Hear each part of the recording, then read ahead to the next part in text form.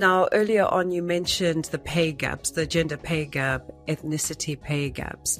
Could you just expand, especially, I think a lot of people know about the gender pay gap. There's been so much talked about it. You know, a lot of workplaces are trying to bring the salaries of males and females closer together, you know, where they're doing the same role.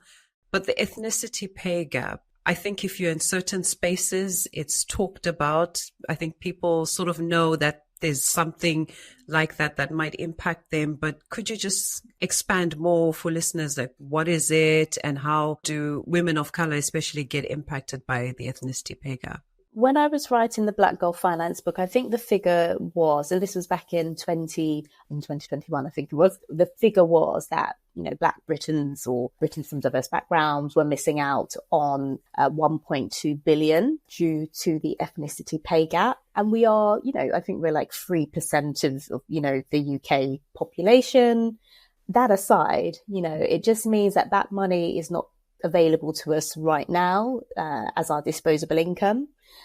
It also means that that's money not going into pension pots, you know, building for the future, building for retirement, you know, having the opportunity to retire early, having the opportunity to live a comfortable lifestyle even right now can be harder. So that was the figure when it came to the ethnicity pay gap. And I just have heard anecdotal conversations and had anecdotal conversations with people as well, you know, people finding out just through random conversations with colleagues that maybe they're on, you know, £15,000 less than someone that's joined the company after them. It's definitely a conversation to be had. And there's an organization, it's called the Ethnicity Pay Gap Campaign.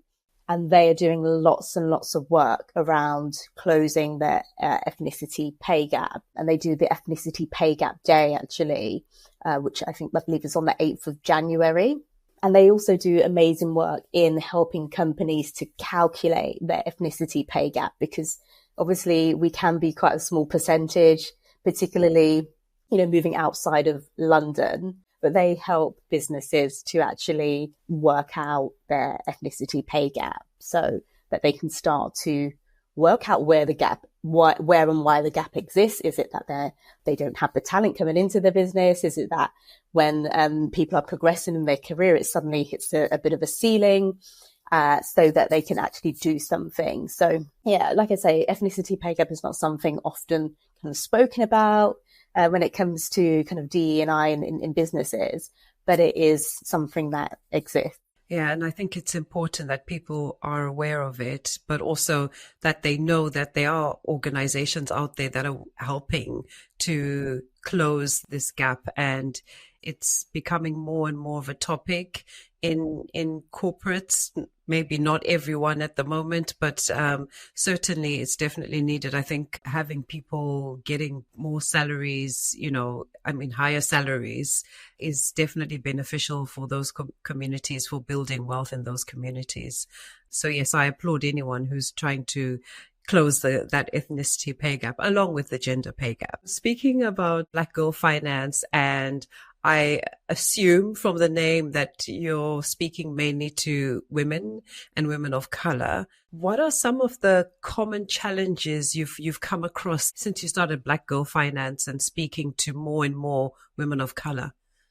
I think it's a bit of a perception thing. And I say that as, you know, often I get approached by businesses to tap into my audience. And I think they have this perception that Black women are maybe single mothers and maybe they're just, you know, all struggling and, oh, how can we help? How can we help? But the reality is we all have very diverse, very different experiences. We are very different.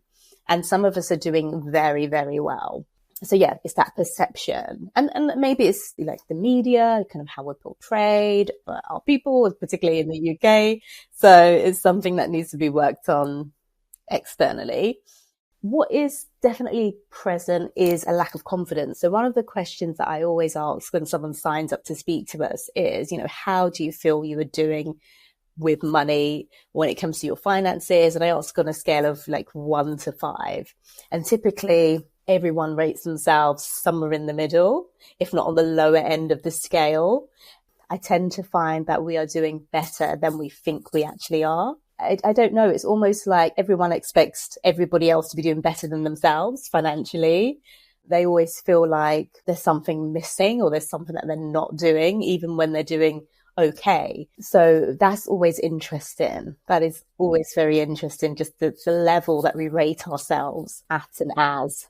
Yeah, I love the fact that you've highlighted that, because I find that a lot with women that I coach, and even women who I work with in, my 9 to 5, not having enough confidence in what they know and how they're managing their money. And actually, when you drill down into what they're doing and how much money they have, you're like, do you realize that Yes. you can afford to go on the holidays that you've been talking about, or you can afford to have a pamper day, or just, have meals out once a month or something like that. I think we really underestimate ourselves. And I wonder if, your first point about perception, whether that's really impacting us as well, sort of subconsciously, where after a while we just default to what society expects us to be like, or how society thinks that we either manage money, or based on how much society thinks we make.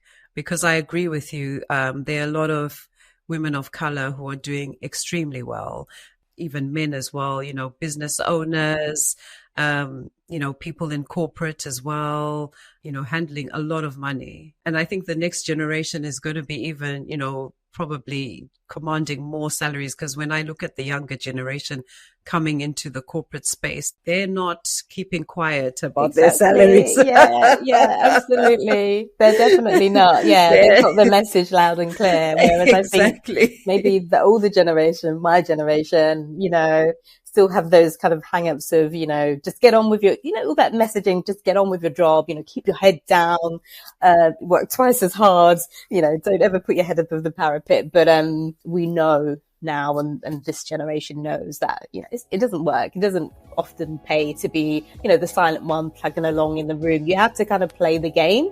And then when it comes to kind of salary, you have to just not be grateful for what you're given, ask for more. And to know your worth as well, right? I find that they know their worth. Yeah, definitely.